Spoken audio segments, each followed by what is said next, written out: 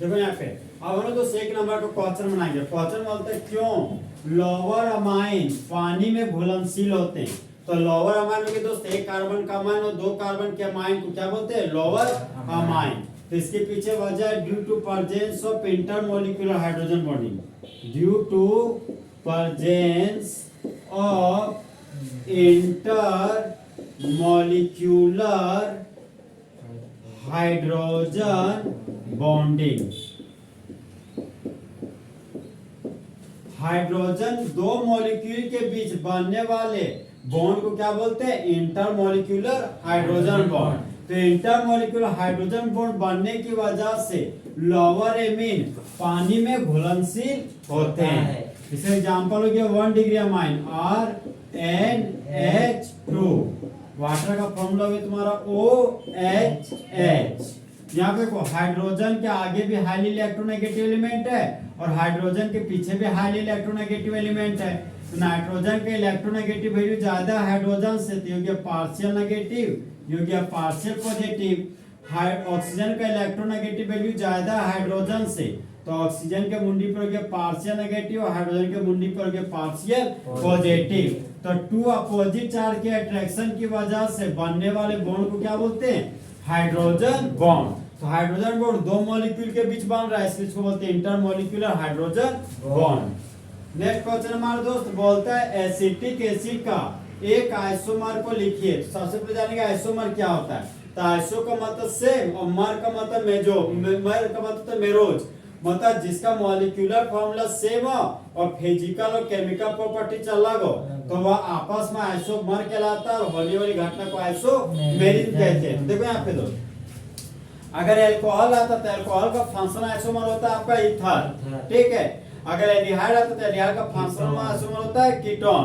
तो carboxylic acid है तो कार्बोक्सिलिक एसिड का फंक्शनल आइसोमर होगा आपका Easter.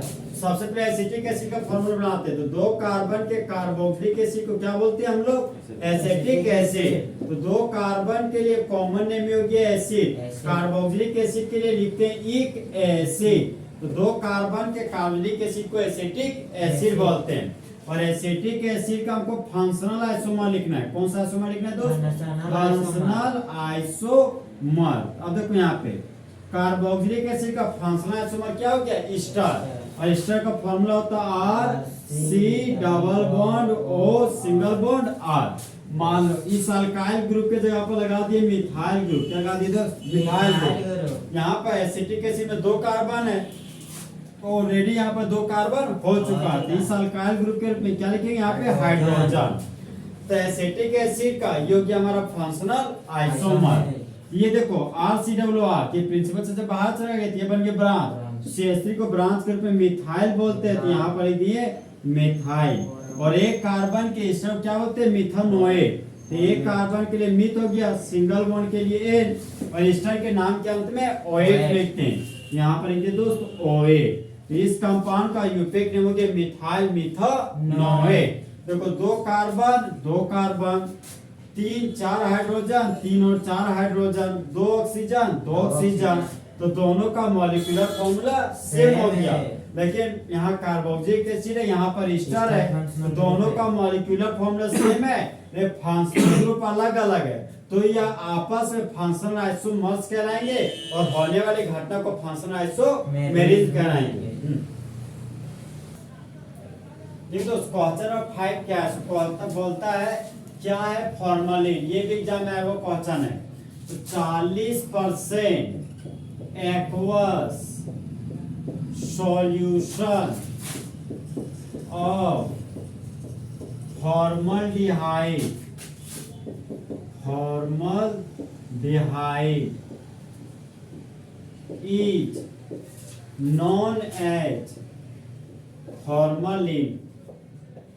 is known as formalin, which is used as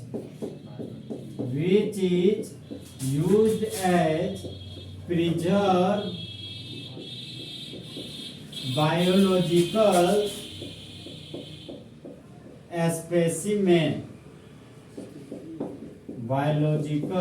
specimen, ये क्या बोलता है सुन।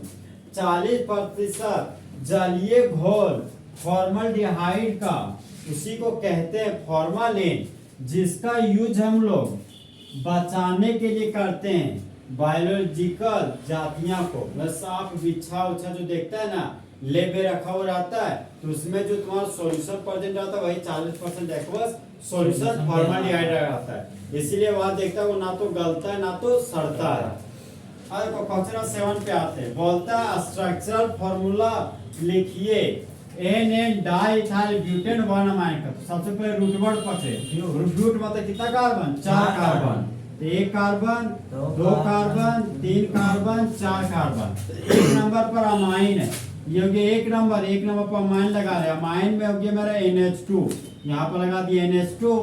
अब देखो दोस्तों यहाँ पे एन डाइथाइल लिखा हुआ है, यहाँ से एक हाइड्रोजन हटाया, उसके बाद क्या लगा दिया इथाइल। इथाइल का फॉर्मूला हो गया C2H5। फिर एन पर एक और इथाइल है, तो ये H हटाए, बदले क्या लगा दिए C2H5। अब हाइड्रोजन भर दो, CH2 CH2 CH2 CH3। Principal जो है 1 कार्बन 2 कार्बन 3 कार्बन 4 कार्बन, तो एन पर इथाइल एन डाइथाइल, 4 कार्बन के लिए रूट वर्ड ब्यूट, कार्बन का सिंगल बॉन्ड एन, 1 नंबर पर अमाइन है, तो क्या हो गया 1 अमाइन। तो इस कंपाउंड का यूपिक नेम हो गया एन डाइथाइल ब्यूटेन 1 अमाइन, और इस कंपाउंड का स्ट्रक्चर फॉर्मूला हो गया आपका ये। दोस्तों क्वेश्चन 9 क्या आपका सो बोलता है स्ट्रक्चर को ड्रॉ कीजिए बेंजीन हेक्साक्लोराइड का। तो सबसे पहले बेंजीन का रिंग बनाएंगे, ये हो गया हमारा बेंजीन का रिंग, क्योंकि cyclohexane pi bond sigma bond, ये हो गया बेंजीन का रिंग। एक पाई बॉन्ड को तोड़े तो 2 सिग्मा बॉन्ड प्राप्त हुआ, तो ये हो गया तुम्हारा 2 सिग्मा बॉन्ड। एक पाई बॉन्ड को तोड़े तो ये हो गया तुम्हारा 2 सिग्मा बॉन्ड प्राप्त होता है। एक पाई बॉन्ड को तोड़े तो 2 सिग्मा बॉन्ड हमको प्राप्त हो गया। मतलब बेंजीन का रिंग और हेक्साक्लोराइड है, मतलब 6 जो हमारा बॉन्ड खाली बॉन्ड आया तो 6 क्या लो ना क्लोरीन, ये कि मेरा 1 chlorine 2 chlorine 3 chlorine 4 chlorine 5 chlorine 6 chlorine. इसी कंपाउंड का नाम है बेंजीन हेक्साक्लोराइड। ओके, अब आते हैं क्वेश्चन 11 में। क्वेश्चन 11 बोलते हैं हमारे दोस्त एल्डोल है एक कंडेंसेशन प्रोडक्ट किसका।